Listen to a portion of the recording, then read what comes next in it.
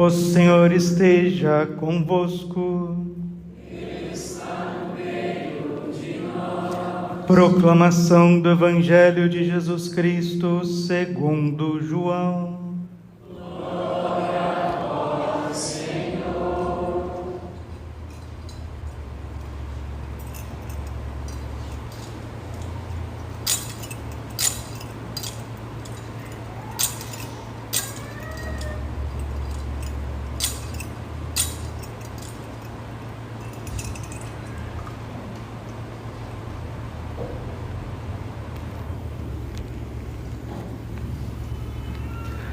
Antes da festa da Páscoa, Jesus sabia que tinha chegado a sua hora de passar deste mundo para o Pai.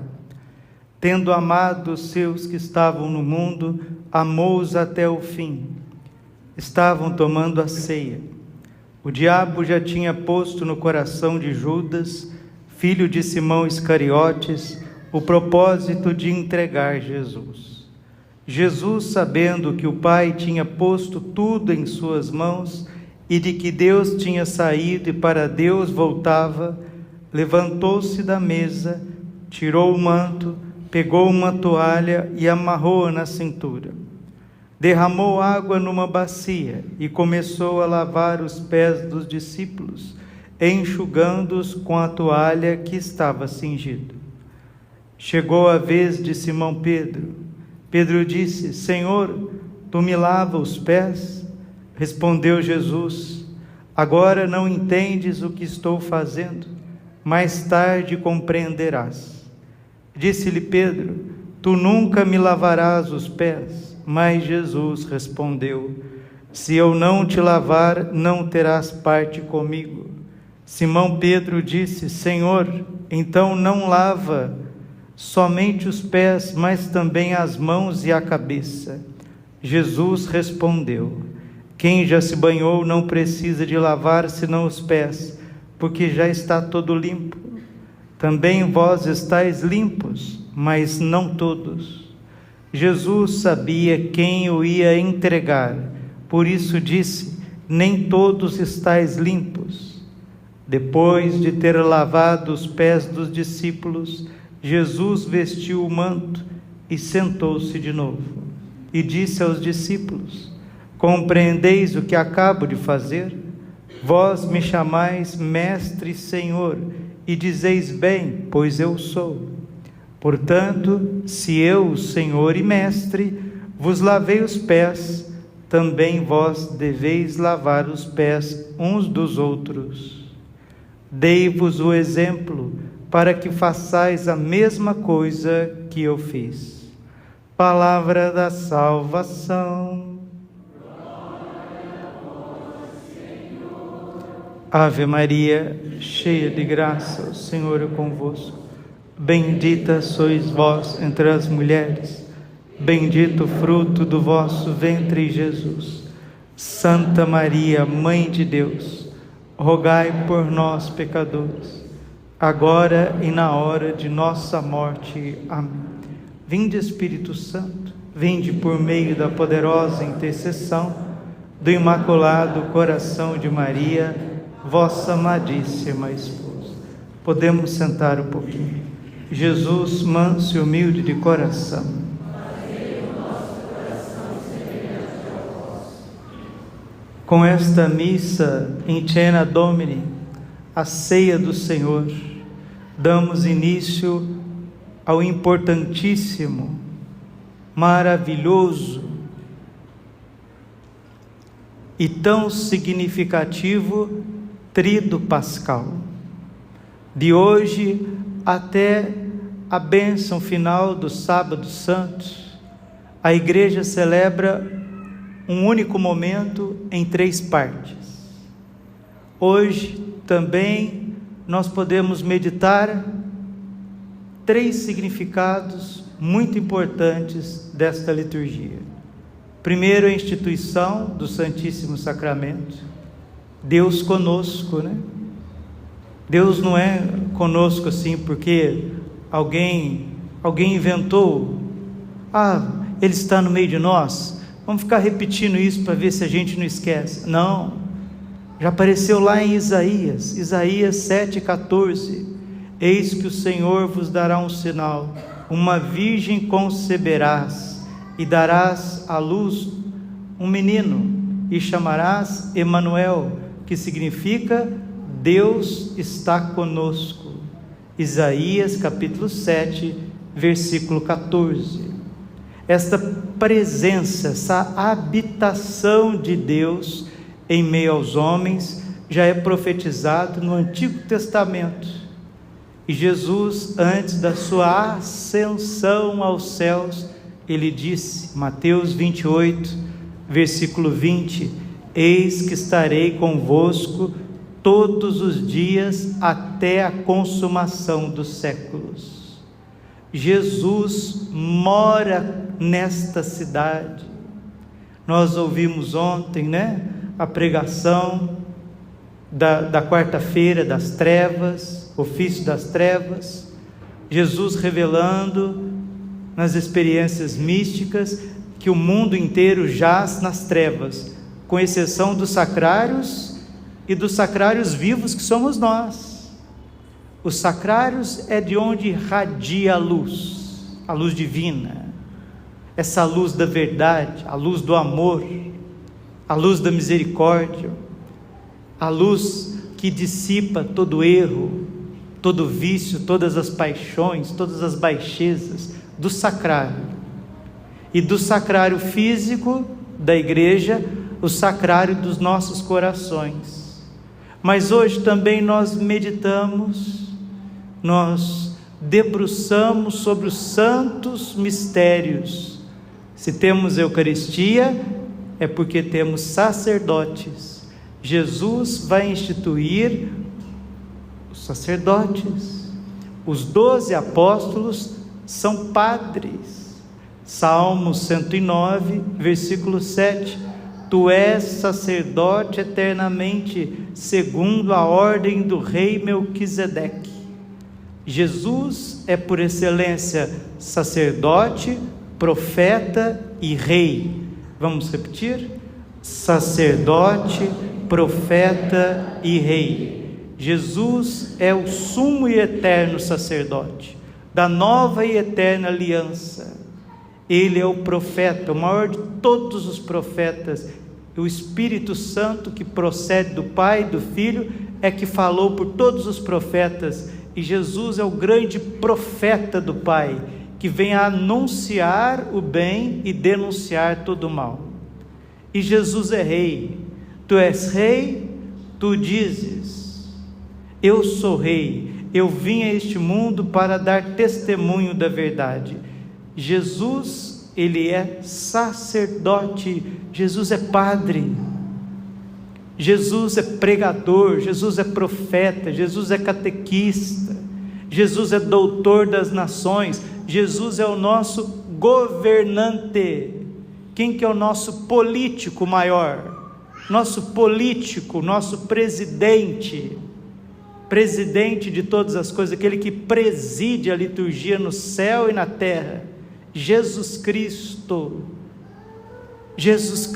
Senhor, Ele é o nosso presidente, Ele é o nosso monarca, Ele é o nosso rei, Ele é aquele que advoga, Ele é o nosso advogado, Ele é o nosso juiz. Todo o sistema deste mundo não passa de um xerox muito longe da perfeição do que é a constituição da igreja, una, santa, católica e apostólica. Ele é o nosso pastor, Ele dá a vida por suas ovelhas, Ele dá o seu corpo, Ele dá o seu sangue. Então, se temos Jesus na Eucaristia, é porque Jesus instituiu os sacerdotes da nova e eterna aliança, inclusive Judas Iscariotes, que infelizmente foi ordenado em pecado mortal e comungou em pecado mortal e se tornou filho da perdição. Se alguém tem a dúvida disso, é só ler o Evangelho. Mas nós meditamos também esse gesto belíssimo de Jesus, que é o mandamento do amor: amai-vos uns aos outros como eu vos tenho amado. E Jesus vai lavar os pés dos seres humanos, vai servir, vai se rebaixar para lavar os seres humanos, para purificar o coração do homem. Jesus que é Deus, Jesus que é Rei, Jesus que é profeta, Jesus que é sumo eterno sacerdote, se ajoelha para lavar os pés dos pobres apóstolos, degredados filhos de Eva, mas que estão sendo restaurados, estão sendo redimidos. Esses 12 homens, infelizmente um traiu, se perdeu, mas veio Matias, São Matias no lugar, e esses 12 homens, eles vão arrebatar o mundo inteiro para Cristo. E qual que é a força dos apóstolos? Qual que é a força da igreja? A divina Eucaristia, o sacerdócio e o amor. Por que que a igreja é invencível em todas as batalhas, em todas as lutas? Por que que a igreja nunca será derrotada? Primeiro porque ela é divina, é uma instituição divina. E quem a protege é Deus, é nosso Senhor. Os seus inimigos estão só aguardando o momento correto para se tornarem escabelo debaixo de seus pés. E daí virá a restauração de todas as coisas. Mas a igreja é sempre invicta porque Jesus sempre vence, sempre reina, sempre impera. Mas impera como, Padre? Com humildade, impera com sabedoria, impera servindo os homens, amando os homens. Esses dias, parece que um jornal do Brasil, um jornal famoso do Brasil, fez um documentário sobre a Igreja Católica. E não é um jornal de direita, conservador, não, pelo contrário. E eles fizeram um documentário neutro, muito sensato, sobre a igreja. Por que que a igreja tem crescido tanto, o catolicismo no mundo? E você sabe o lugar que o catolicismo mais cresce no mundo inteiro? Na África. Tanto é que os bispos da África estão alinhados com a doutrina dos apóstolos. Os bispos da África estão alinhados com o magistério perene da igreja. Os bispos estão querendo viver a alegria do evangelho, que não é depender de nada e ninguém, mas simplesmente ser dependentes de Deus. Eu sou a videira, vós sois os ramos. Quem permanece em mim, esse dá muito frutos. Então, o povo africano, por ser um povo simples, pobre em espírito, Mateus capítulo 5, versículo 3, bem-aventurados os pobres em espírito, porque deles é o reino dos céus. De todos os continentes do mundo, o mais pobre é o continente africano. Lá o que tem menos recursos, lá as pessoas não têm iPhones, lá as pessoas não têm MacBook, lá as pessoas não têm carros importados, túneis, shopping centers. Mas o que está prevalecendo na África? O derramamento do Espírito Santo. Pessoas felizes, pessoas indo na igreja, lotando igrejas. Também nas Filipinas. As Filipinas, segundo os missionários católicos, é o lugar onde Jesus Cristo, no Santíssimo Sacramento, é mais adorado no mundo, é nas Filipinas. Tem capelas de adoração perpétua, as igrejas, Jesus está sempre exposto. Conheci dois missionários, padres, filipinos, e que alegria que eles testemunham o Evangelho, vivendo a pobreza, vivendo a castidade, a obediência. Esta é a força da igreja, esta é a força de Jesus Cristo, e Ele entregou aos apóstolos. E hoje nós recordamos esta noite tão santa, a noite mais feliz do catolicismo, porque Ele não nos deixou órfãos. O Senhor mesmo disse: eu não vos deixarei órfãos. Termino com as palavras tão sintéticas, tão sábias, que vai direto aos nossos corações, de Santo Tomás de Aquino. Ó precioso banquete, o unigênito Filho de Deus, querendo fazer-nos participantes da sua divindade, assumiu a nossa natureza, para que, feito homem, dos homens fizesse deuses. Assim, tudo quanto assumiu da nossa natureza humana, empregou para a nossa salvação. Seu corpo, por exemplo, ele ofereceu a Deus Pai como sacrifício no altar da cruz, para a nossa reconciliação. O seu sangue ele derramou ao mesmo tempo como preço do nosso resgate e purificação de todos os nossos pecados, mas a fim de que permanecesse para sempre entre nós. Veja o que nós estamos celebrando hoje: a presença real de Jesus no Santíssimo Sacramento, a presença real, substancial de Jesus, sacerdote no coração dos homens, desses vasos de esterco que somos nós, padres e bispos, mas que Deus se uniu a nós porque Ele quis. O Senhor escolheu aqueles que Ele quis. Hebreus capítulo 5, versículo 4: ninguém outorgue esta honra, somente aqueles que são escolhidos por Deus, como Araão. Deus escolhe os seus ministros, Deus escolhe os seus padres e os seus sacerdotes, mesmo que na fileira de cada um de nós tenha Judas, mas também tem Joões e tem Pedros, Filipes, Mateus, e esse juízo compete somente a Deus, não a nós. Que entendamos isso de uma vez por todas e dobremos os nossos joelhos por aqueles que Jesus escolheu, o seu coração escolheu. Mas a fim de permanecer para sempre entre nós, o memorial de tão imenso benefício, Ele deixou aos fiéis, sobre as aparências do pão e do vinho, o seu corpo como alimento, o seu sangue como bebida. Ó precioso e admirável banquete, fonte de toda a salvação, repleto de toda a suavidade, o que há de mais precioso do que este banquete, meus irmãos? O que há de mais precioso do que a missa? O que tem nessa terra de mais importante do que participar dos santos mistérios? Do que adorar Deus vivo, celebrando a missa diante dos nossos olhos?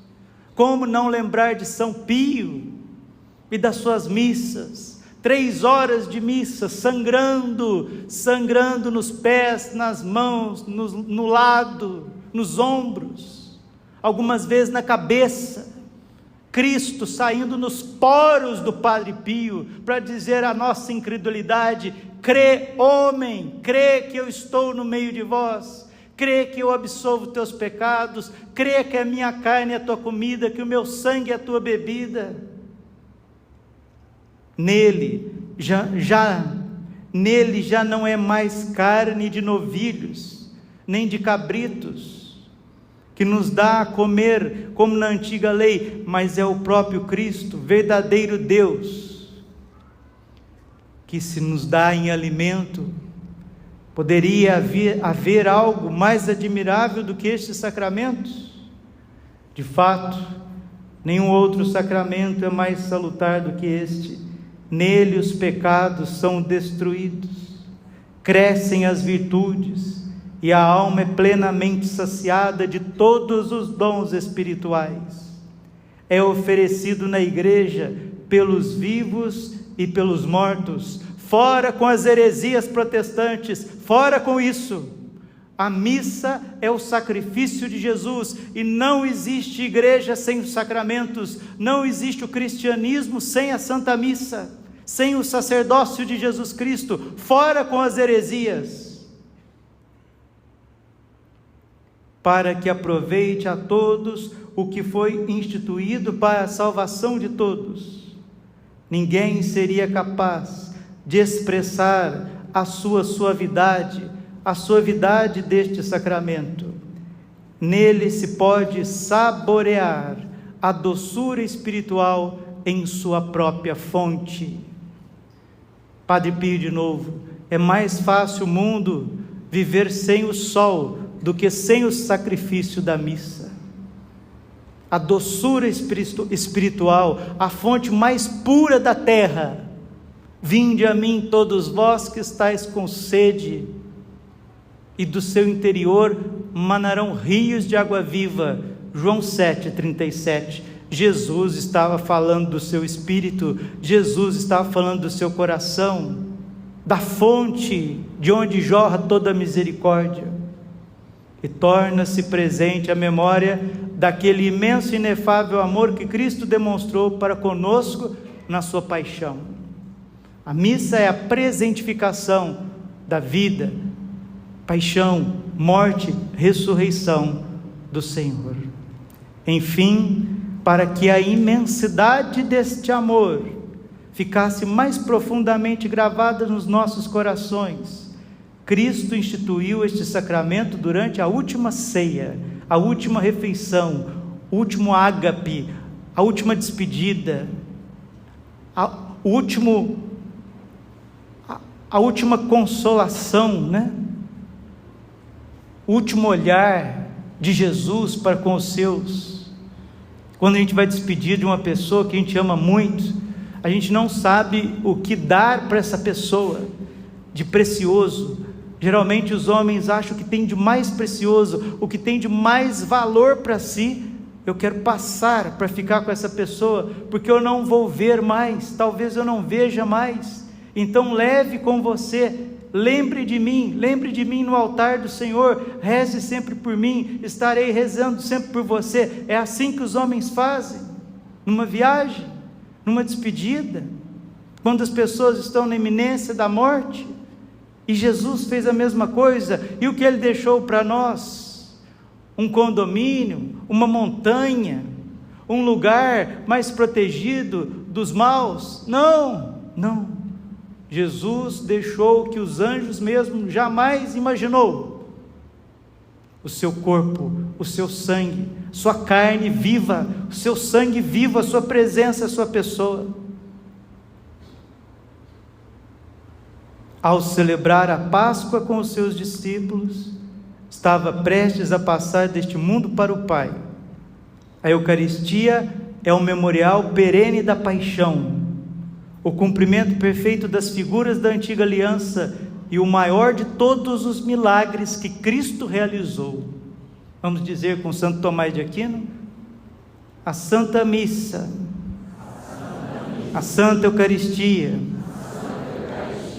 os sacerdotes, é o maior de todos os milagres. Com mais força: é o maior de todos os milagres que Cristo realizou. Pois nós, católicos, temos a graça de milagre com hora marcada, todos os dias. Milagre, o maior de todos os milagres, com hora marcada, em cada Santa Missa, todos os dias. Infelizmente nós desperdiçamos a graça de participar da missa todos os dias. Que dor no coração de Jesus e que desperdício de bênçãos e de graças. Que desperdício, meu Deus do céu. O maior de todos os milagres que Cristo realizou é ainda singular conforto que Ele deixou para os que se entristecessem, não ficassem com esta dor por conta da sua ausência. Começamos hoje o Tríduo Pascal e nessa liturgia refletimos a instituição do Santíssimo Sacramento, do sacerdócio de Jesus Cristo e o mandamento do amor, que será exercido na humildade de Cristo e de seus servos, os santos. Glória ao Pai, ao Filho e ao Espírito Santo, como era no princípio, agora e sempre, por todos os séculos dos séculos. Amém. Coração imaculado de Maria, confiança, saúde e vitória.